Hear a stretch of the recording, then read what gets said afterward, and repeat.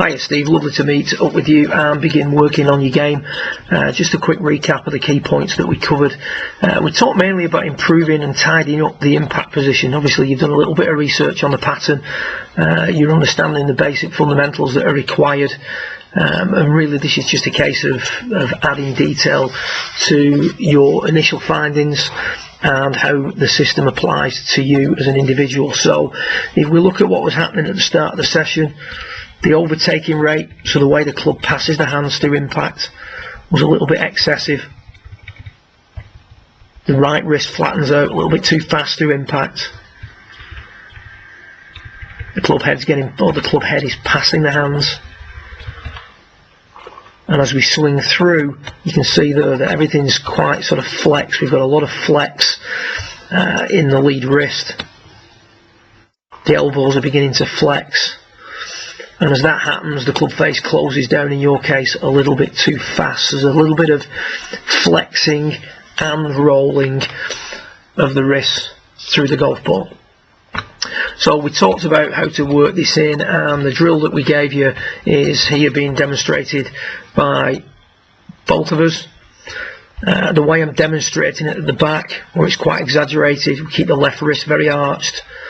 The feeling here is to, at setup, push the handle a little bit further forward, really push that left wrist out.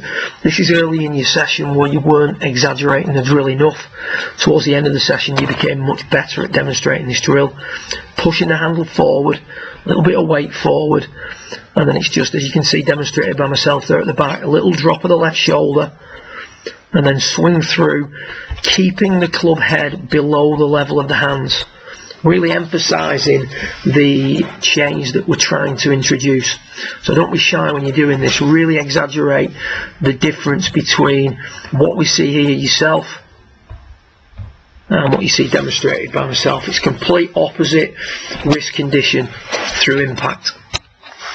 A prolonged period of time, we did about 45 minutes working on that drill, and you can start to see the added benefits of that. But just take you back to your original impact position, and we then look at your improved impact position. Lower body moving forward more, left wrist flattening out a little bit more, handle leading more, and then as we come through the hit, I'm just going to synchronise these two. You can see that the rate at which the club passes the hands is being reduced. The shaft reaches parallel to the ground later,